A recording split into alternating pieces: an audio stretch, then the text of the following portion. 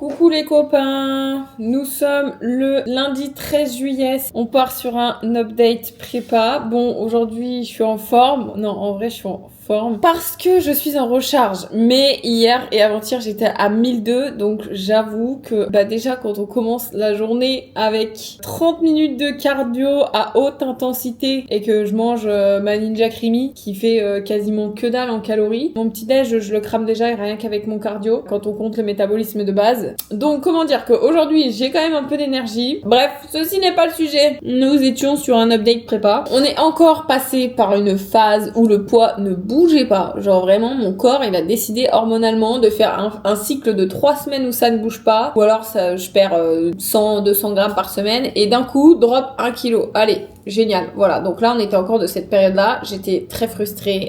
Quand on respecte tout le plan à la lettre et que ça ne bouge pas, bah voilà, c'est un peu frustrant. Après c'est vrai que quand je regardais les photos, c'est pour ça encore une fois qu'il faut pas se fier seulement au poids et qu'il faut surtout faire super confiance à son coach parce que vraiment moi il est là vraiment pour me rassurer tout le temps, prendre les bonnes décisions, écouter tout ce dont j'ai besoin. À cause de moi on a aussi baissé les calories du coup parce que je voulais que ça bouge.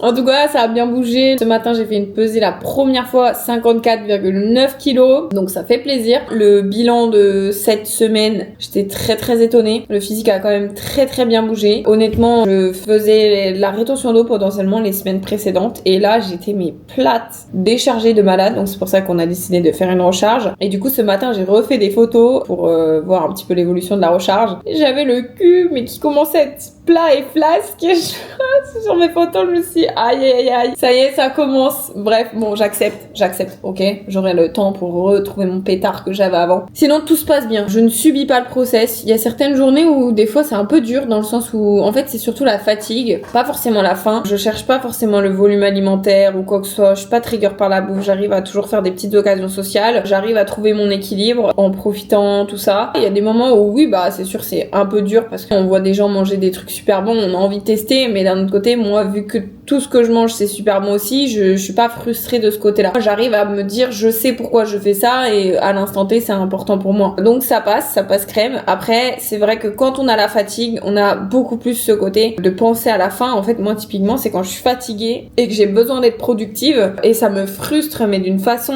de me dire faut que je mange parce que là au moins si je mange je serai plus fatiguée. Si je m'envoie 30 grammes ou 40 grammes de pâtes, de flocons d'avoine ou j'en sais rien, au moins je serai plus fatiguée et au moins je serai productive. Mais heureusement je m'écoute pas hein. Mais c'est surtout ça, surtout la fatigue, pas tous les jours, à certains moments vraiment et par phase dans la journée. Pas typiquement hier j'étais pas fatiguée de la journée et quand je suis montée sur le vélo pour faire le cardio le soir, coup de barre exterminé. Bon j'ai quand même fait le cardio. Il y a des jours où je pète la forme. Des gens ils me disent mais t'es sûr que t'es en prépa là ça se voit pas. Voilà, il y a des jours avec, il y a des jours sans. Et après j'avais une autre crainte aussi, c'était par rapport à l'entraînement. C'est vrai que ça j'en ai beaucoup parlé à mon coach sur le fait que beaucoup de fois j'arrive à l'entraînement et je suis explosée en fait. Je sens que j'arrive pas à mettre de l'intensité dans mes séances. Du coup forcément l'objectif est de perdre le moins de muscles possible, donc on a aussi pour ça mis la recharge. Donc voilà, pour l'instant on est sur 1 jour de recharge, on verra si on pousse. Je pense que le coach aurait voulu mettre peut-être 2 ou 3 jours, je sais pas trop. Après on est à moins d'un mois de faire la test de la Peak Week, donc en vrai je pense pas que ce soit vraiment nécessaire de mettre beaucoup plus de jours de recharge. Ça dépend si on voit court terme ou long terme, parce que si on voit long terme on sait qu'il faut tenir jusqu'à fin octobre. Si on voit court terme,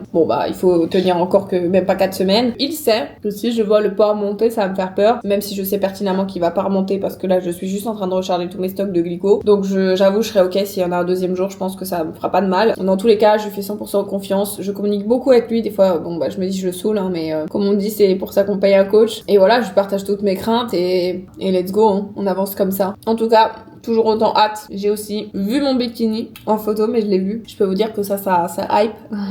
Je vois que le temps passe très très vite, donc c'est excellent. Le physique bouge bien dans le sens où les veines commencent à sortir un peu sur le ventre et tout. Les jambes découpent pas forcément, mais bon, c'est comme ça. Les veines sur les épaules, tout ça ici, c'est plutôt cool. Donc let's go hein.